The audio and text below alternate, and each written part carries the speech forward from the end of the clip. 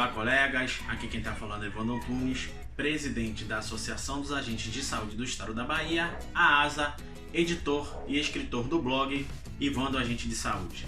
Antes da gente começar o vídeo, como sempre, eu peço para que você curta o nosso vídeo.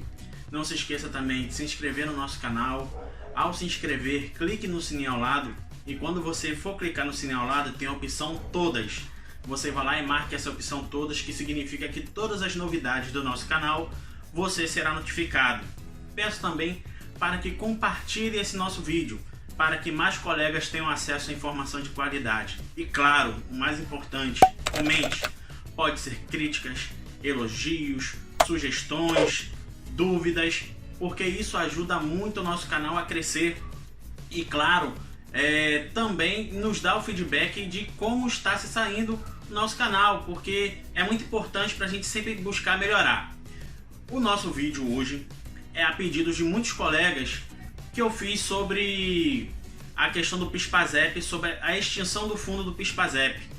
E aí eu dei um breve histórico da história do PIS e do PASEP, mas os colegas quiseram mais informações sobre isso. Então no nosso vídeo eu vou tratar exclusivamente sobre a história do PIS/PASEP, o que foi o sistema de cotas, que deixa muita gente em dúvida, e também principalmente quais são os critérios para você ter direito ao PIS/PASEP, como fazer o cálculo para você saber se você tem direito ou não, e algumas outras curiosidades. Então, bora pro que interessa, bora pro vídeo.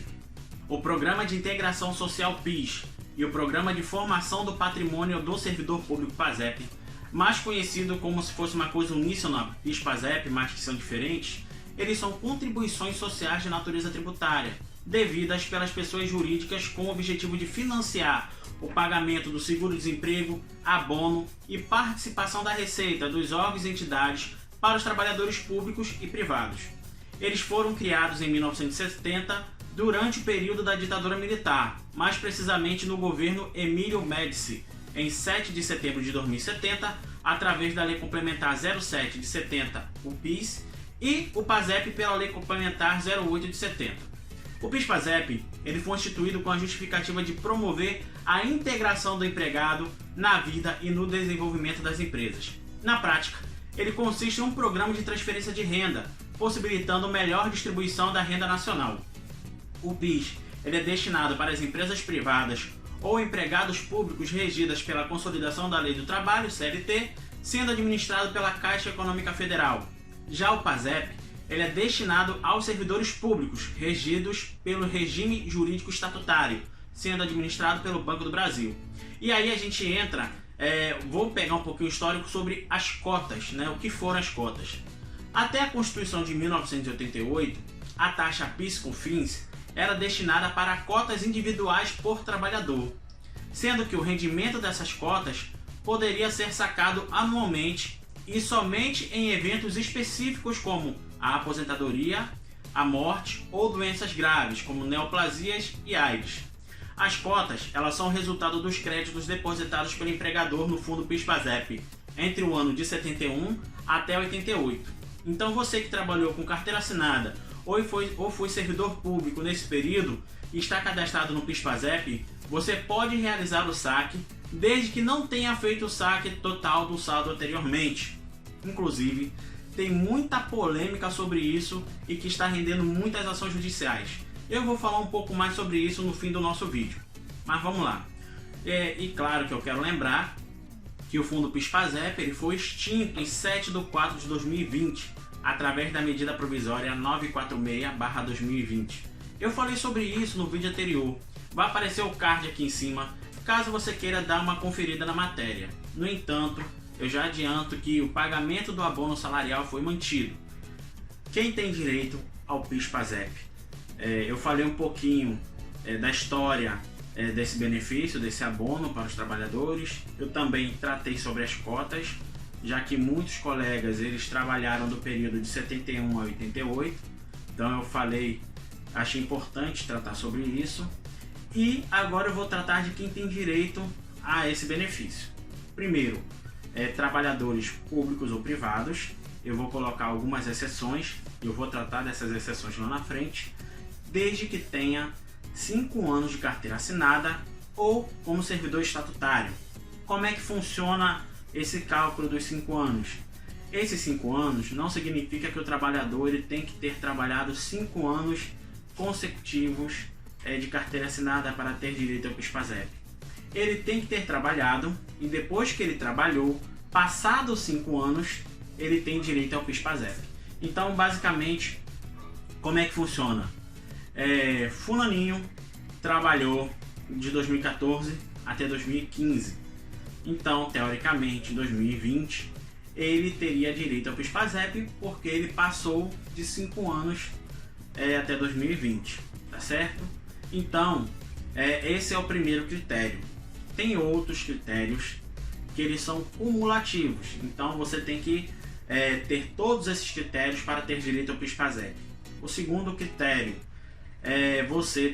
a pessoa tem que ter trabalhado no mínimo 30 dias no ano anterior à data de pagamento do PIS/PASEP.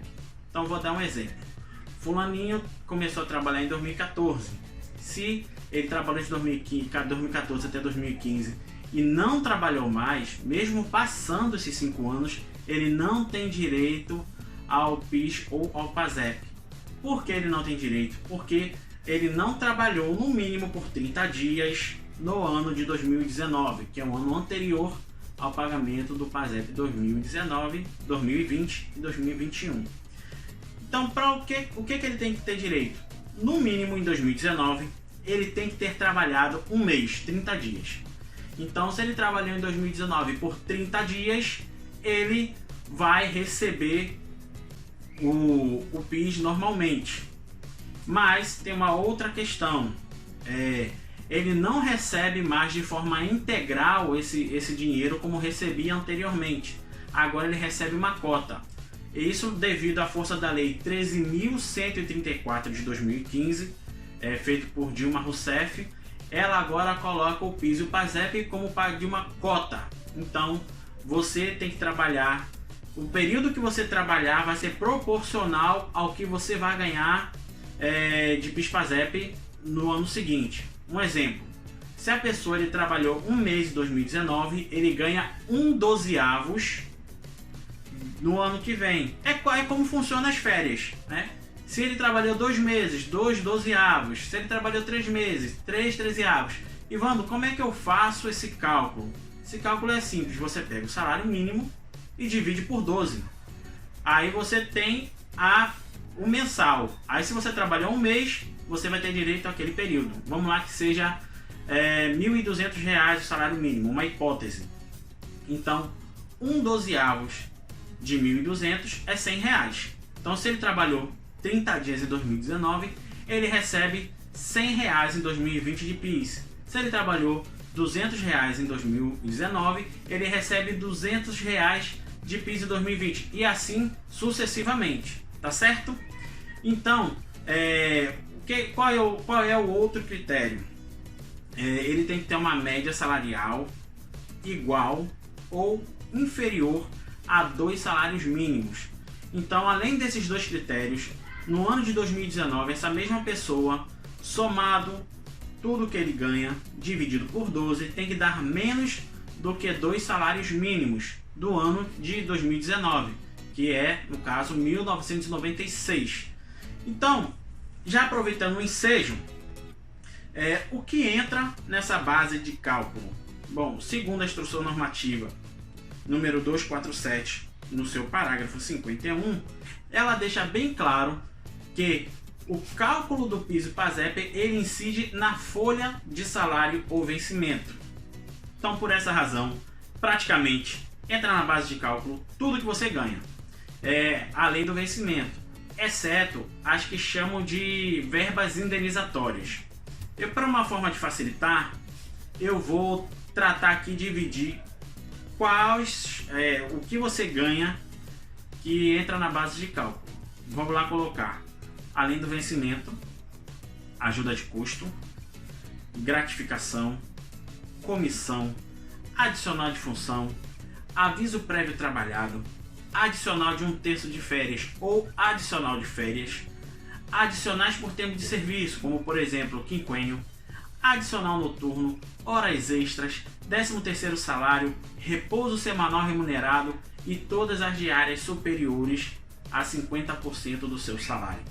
Então, todos esses que eu citei, ou algum outro genérico que não tenham esses nomes, mas com o mesmo objetivo, elas entram na base de cálculo para fins de você ter direito ou não ao PIS/PASEP.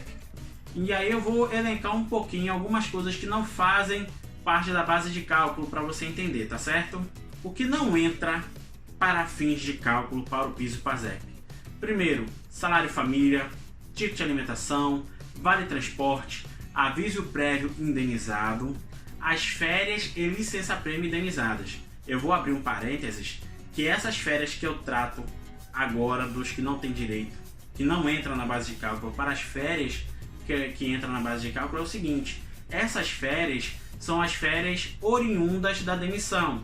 Então, aquela férias proporcional, ou pelo fato de você ser indenizado, essas é que não entram, tá certo?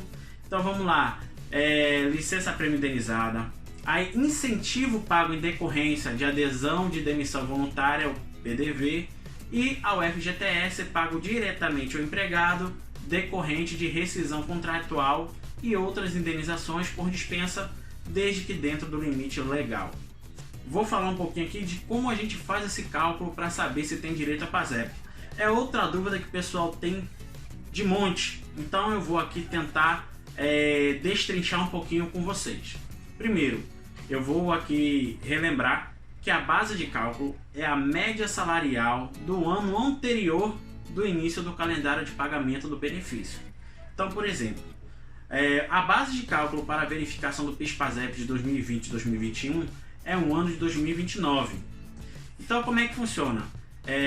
A sua média salarial, então você vai pegar tudo que você ganha, exceto as verbas que eu coloquei anteriormente, e você vai somar tudo e dividir por 12.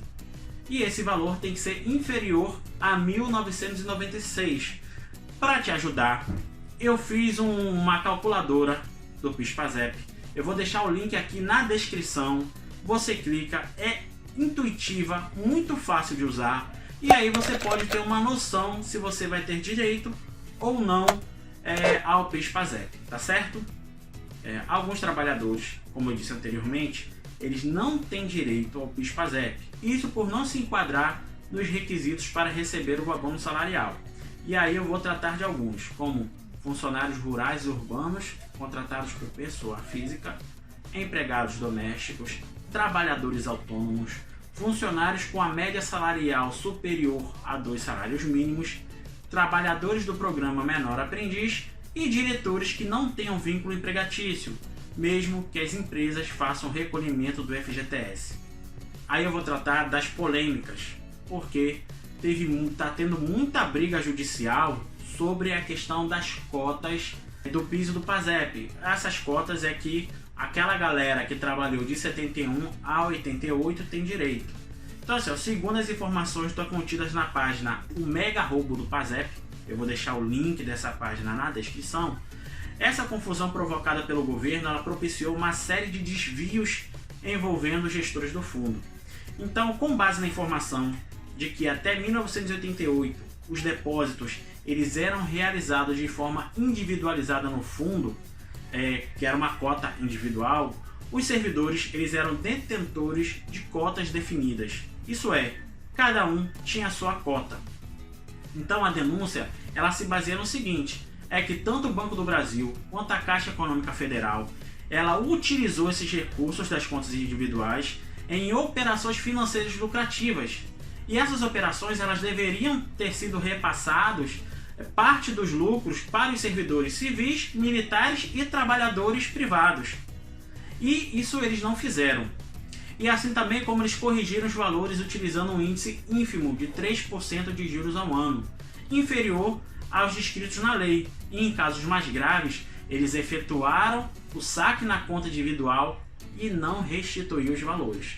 O site ele faz uma denúncia dirigida ao PASEP. Isso porque o seu site, o público-alvo, é servidor público e militares. mas essa denúncia também é aplicável para quem é cotista do PIS.